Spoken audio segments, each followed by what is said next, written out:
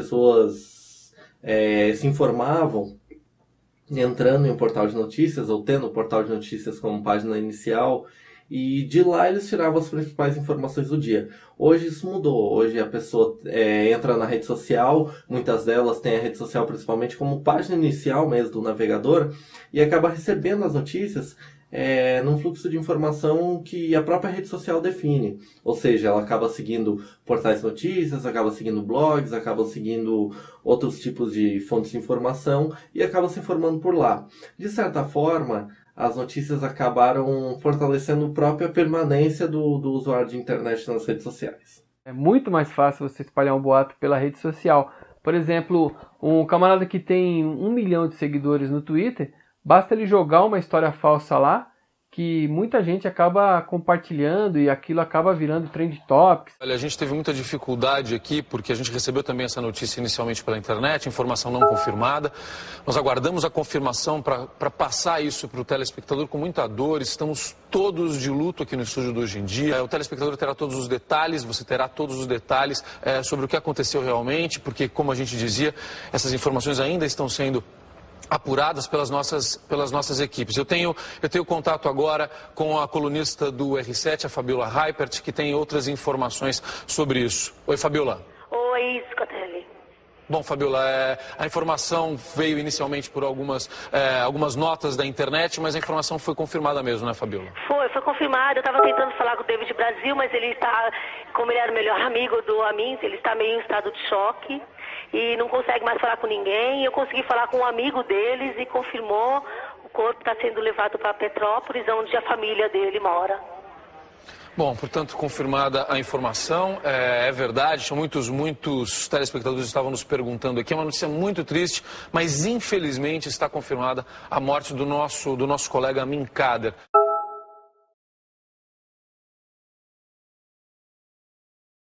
Hoje é mais fácil você clicar um botão compartilhar e compartilhar um conteúdo no Facebook ou mesmo no WhatsApp, você pegar e clicar um botão compartilhar e enviar uma mensagem para um número de pessoas em um grupo, tem que fazer essa checagem. Provavelmente eu só fiz porque eu podia fazer sozinho. Era muito fácil editar, era muito fácil usar a ferramenta e colocar no ar o conteúdo rápido. Fazia tempo já que eu queria testar a teoria de que as pessoas compartilham o conteúdo na internet antes de necessariamente ler todo ele. Apesar dele dizer no rodapé que o conteúdo era fake, elas iam compartilhar. Foi bem o que aconteceu. O brasileiro fazendo sucesso internacional é sempre um tema que faz sentido tanto para reportagem de notícia quanto para as pessoas, né? Tem aquela coisa do orgulho, aquela coisa do complexo de vira-lata, trabalha um pouquinho nisso. E um tema que seja do momento. As pessoas não se preocupam em procurar a fonte no livro mesmo, então se elas procuram a frase no Google e aparece determinado autor, elas não vão procurar no livro se aquela frase realmente está lá, se aquela frase foi dita por aquela pessoa ou não. E eu acho que seja mais isso, mais desinformação.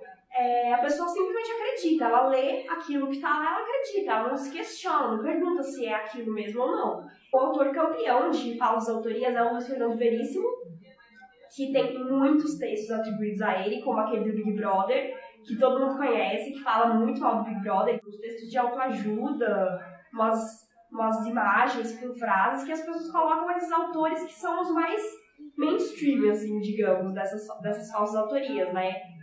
Como a Clarice Lispector, por exemplo, que tem muita frase falsa também. É muito mais fácil você apenas compartilhar uma informação sem ter que se preocupar se aquilo é verdade ou não, do que você ter que parar, abrir uma nova janela, pesquisar no Google para saber se aquilo é verdade ou não, né? Então é muito mais cômodo. Tem muita gente que apenas lê o título da manchete e já passa adiante sem querer saber se é verdade ou não. A falsa autoria ela não surgiu com as redes sociais, mas ela aumentou a divulgação com as redes sociais. Porque antes, se você, por exemplo, tinha uma frase na internet que estava com um autor falso, a pessoa só ia achar isso se ela entrasse no Google, por exemplo, e pesquisasse aquilo, ou lesse o texto em um blog, vamos supor, né? Mas agora que todo mundo pode produzir conteúdo nas redes sociais, então é muito fácil você curtir, é muito fácil você compartilhar, você postar no Twitter, qualquer coisa. É muito mais fácil que várias pessoas tenham acesso a essa informação e compartilhem essa informação com outras que vão achar que é verdadeira também. Não que as pessoas se influenciem totalmente com uma notícia, mas sendo ela verdadeira ou falsa e principalmente vindo de uma fonte confiável, isso vai ajudar a moldar a forma que a pessoa vê o mundo, né? Ou seja, principalmente as notícias que não tiveram desmentidos, elas acabam formando opiniões. Então é muito importante que, quando tem uma notícia falsa dessa, o próprio veículo que divulgou desminta essa notícia, mesmo que ela não circule tanto quanto a notícia falsa, para tentar fazer com que as pessoas não se convençam que o que foi passado como falso é verdadeiro. Ainda se acredita muito que a partir do momento que está assinado pelo Globo, aquilo é mais real do que assinado pelo Felipe. Apesar de, no final das contas, ter um jornalista ali que é uma pessoa pressionada para publicar 10, 15 notícias por dia no Ego, para fazer o trabalho dela, e que talvez às 7 horas da noite, quando eu publiquei, foi pensado em ser publicado no final do dia, exatamente porque eu sei que nessa hora estão fechando as matérias, tem menos gente na redação, tem menos tempo para se pesquisar uma informação, eu sabia que as pessoas iam acabar publicando ela na mesma hora. E essa era uma notícia que, no fim das contas, deu uma audiência monstruosa para eles.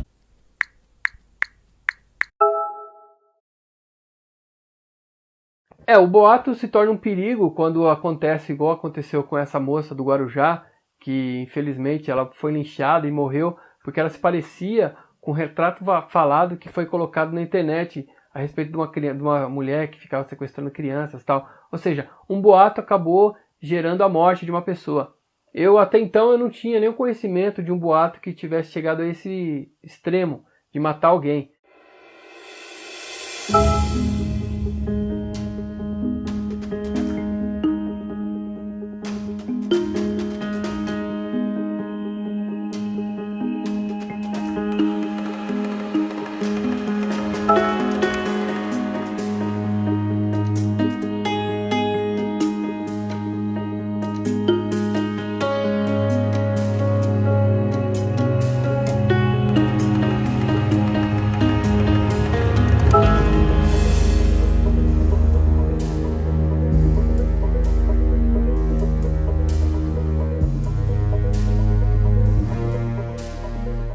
Compartilha também é responsável, então ele pode ser responsabilizado perante a justiça. Importante saber é que a lei não exclui, na verdade ela não exime de responsabilidade o fato da pessoa não saber que aquela situação, aquela ação, na verdade aquela conduta era crime ou não.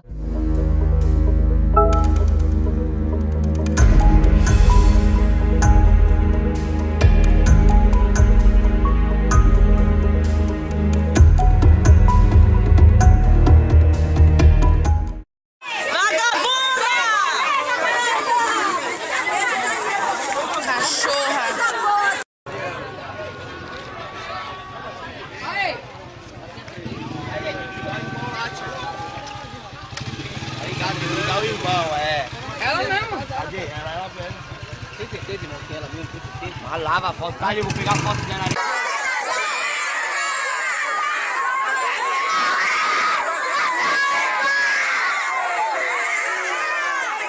O que fazer quando nós temos uma difamação ou uma informação compartilhada indevidamente na internet? Então, é um processo onde a gente busca, em primeiro lugar, se eu não sei o autor, eu vou buscar identificar quem é esse autor. Isso envolve um processo contra o provedor de serviço, depois o provedor de aplicativo, depois o provedor de conexão, normalmente no mesmo processo que a gente pede ofício.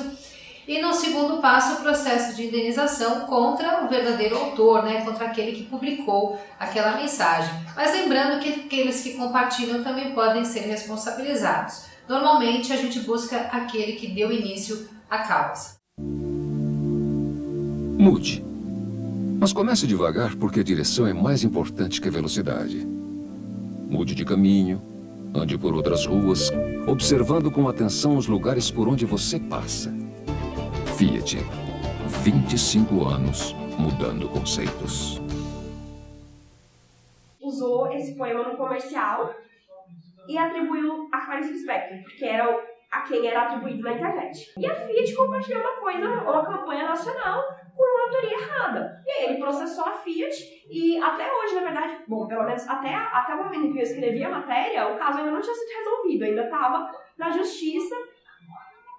Mas eu acho que ele ou deve ter ganhado ou vai ganhar, porque o texto é dele, ele tem como provar que é dele. A empresa usou e não pagou os direitos autorais, tem que pagar, porque, aliás, pagou os direitos autorais para a família da Clarice.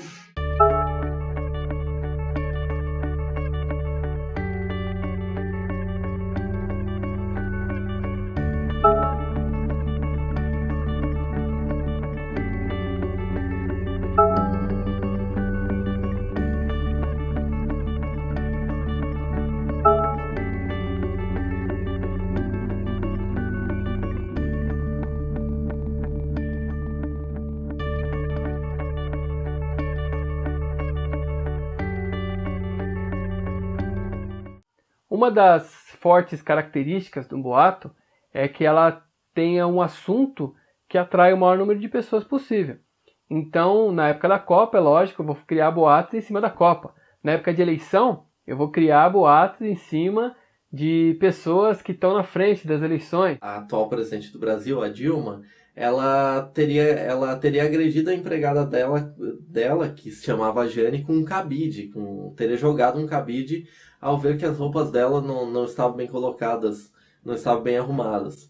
Essa informação circulou muito durante as eleições de 2014, mas ela até foi desmentida em sites de notícias falsas como o boatos.org. Em 2015, outro colunista, ele acabou compartilhando essa história como se fosse verdadeira, que se dizia no Planalto que ela teria agredido a empregada, e na realidade o que ele usou como base foi um boato na internet que era antigo. Uma outra característica que você pode identificar um boato é que ele usa o nome de pessoas importantes para dar mais credibilidade para aquilo. Essas histórias de sazonalidade aí é bem interessante. Por exemplo, no caso da Copa, né? Todos os boatos que circulavam diziam que o Brasil tinha vendido a Copa, então ele, aliás, tinha comprado a Copa, né? Que ele ia ganhar a Copa do Mundo. Depois, quando chegou no meio da Copa, o Brasil já não estava tão bem, aí começaram a se espalhar boatos dizendo que o Brasil tinha vendido a Copa para outro país. Muito interessante, né? De certa forma, as pessoas procuram em redes sociais prestar um serviço. Nem sempre o boato na internet se dissemina com más intenções. A pessoa pensa em prestar um serviço e pensa também, de certa forma, em parecer legal na rede social. Então ela compartilha a informação porque ela achou legal e ela vai achar que ela vai ajudar outras pessoas. As pessoas compartilham o que é interessante. Acho que tem muita projeção que elas querem passar também. Se a pessoa quer passar a ideia de que ela é antenada, ela vai querer compartilhar antes um conteúdo sobre aquilo. Ela quer passar que ela gosta de Game of Thrones, então ela quer compartilhar notícias sobre isso e ela quer compartilhar isso talvez antes dos amigos dela. Tem muita essa competição também na rede social. Tipo, o primeiro que passou uma notícia à frente. O conteúdo que você está compartilhando, ele é um acessório da personalidade que você quer passar ali dentro. As pessoas acabam agindo com um certo narcisismo, esperando sim a curtida, esperando o compartilhamento, a disseminação da informação. Eu não sei se tem um perfil certo de pessoa que compartilha direto, sem ver. O que eu sinto é que tem pessoas que são mais escoladas em checar a informação, checar a fonte. Mas talvez quem foi enganado nessa não seja enganado pela próxima. A gente vê que cada vez mais a gente tem acesso à tecnologia, à rede, à internet, só que muito pouco se ensina de como utilizar a internet. E aí a gente não está falando da parte técnica da coisa, porque a parte técnica da coisa, os melhores sites, ou os sites mais acessados, eles são quase intuitivos na hora de se utilizar. Você vai, loga, curte, compartilha, posta fotos, isso é muito fácil. Mas a reflexão do por que compartilhar e como compartilhar, isso, infelizmente, ainda não há manuais suficientes ou mesmo um ensino didático que mostre a forma mais correta de fazer isso.